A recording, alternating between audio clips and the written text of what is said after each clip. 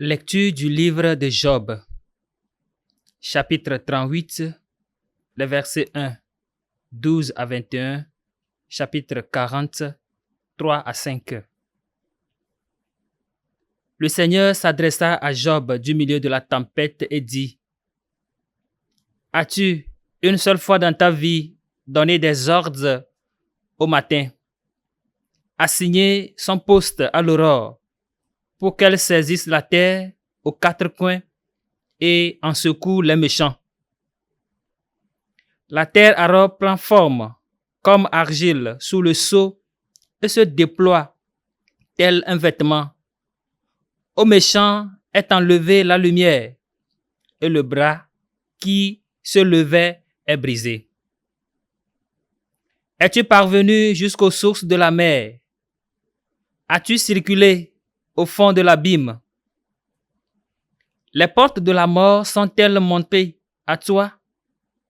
Les as-tu vues? Les portes de l'ombre de la mort? As-tu réfléchi à l'immensité de la terre?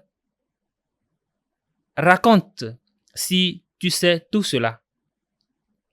Quel chemin mène à la demeure de la lumière et l'obscurité?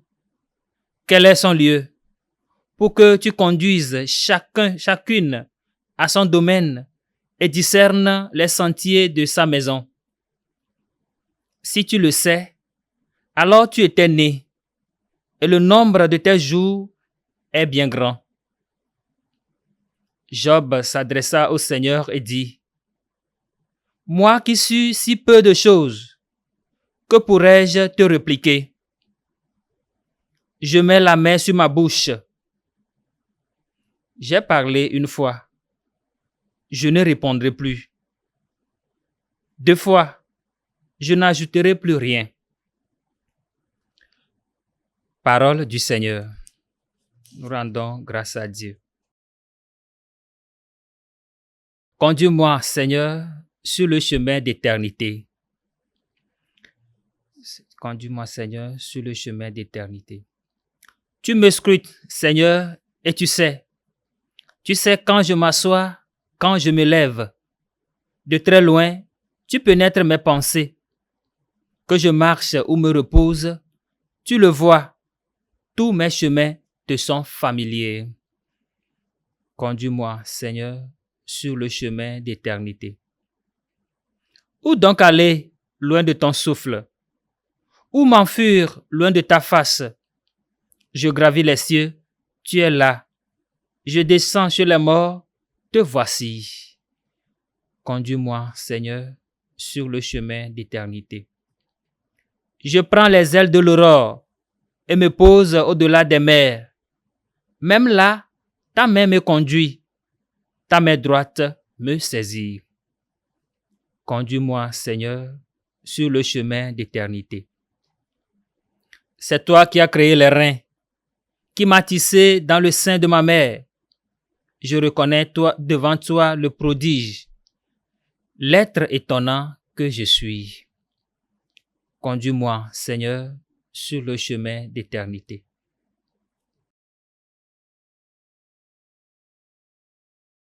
Acclamation de l'Évangile. Aujourd'hui, ne fermez pas votre cœur, mais écoutez la voix du Seigneur. L'évangile qui nous est proposé en ce jour est certes l'évangile de Luc, chapitre 10, versets 13 à 16. Et nous lisons. En ce temps-là, Jésus disait: Malheureuse es-tu, Chorazine, malheureuse es-tu, Bethsaïde, car si les miracles qui ont eu lieu chez vous avaient eu lieu à Tyr et à Sidon, il y a longtemps que leurs habitants auraient fait pénitence avec le sac et la cendre. D'ailleurs, Tyr et Sidon seront mieux traités que vous lors du jugement. Et toi, Capharnaüm, seras-tu élevé jusqu'au ciel? Non. Jusqu'au séjour des morts, tu descendras. Celui qui vous écoute, m'écoute. Celui qui vous rejette, me rejette. Et celui qui me rejette, rejette celui qui m'a envoyé. Acclamons la parole de Dieu. Louange à toi, Seigneur Jésus. Voici la menace que le Christ est en train de faire sur ces villes, sur des personnes, des habitants qui refusent la bonne nouvelle, qui refusent d'accueillir la parole de Dieu. Capharnaüm, Bethsaïde, Chorazin. Ces villes où le Christ a réalisé la plus grande partie de ses miracles.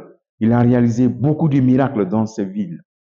En réalité, à travers cette menace que le Christ lance sur ces villes, c'est un appel que le Seigneur nous fait aussi. Parce que nous aussi, bien des fois, nous sommes Capharnaüm, nous sommes Bethsaïde, nous sommes Chorazin. Nous avons vu le Seigneur faire des miracles. Nous avons vu des miracles dans notre vie et aussi autour de nous. Mais nous refusons encore de croire en la puissance de Dieu. Le deuxième appel, c'est de nous faire comprendre le sens des miracles. Le sens des miracles qui sont réalisés au temps de Jésus-Christ et maintenant qui continuent de se réaliser sont des signes qui, pour créer en réalité la repentance, les signes pour créer la repentance, c'est-à-dire faire pénitence avec le sac et la cendre, comme les habitants de Ninive ont fait quand Jonas a prêché. Jonas chapitre 3, verset 8. Après sa prédication, les habitants de Ninive ont crié vers Dieu, se détournant de leurs conduites mauvaises. Voilà ce que crée le miracle, ce que doit créer le miracle dans notre vie. Un signe qui suscite une repentance, qui suscite une décision de conversion, de changer de conduite, comme les habitants de Ninive.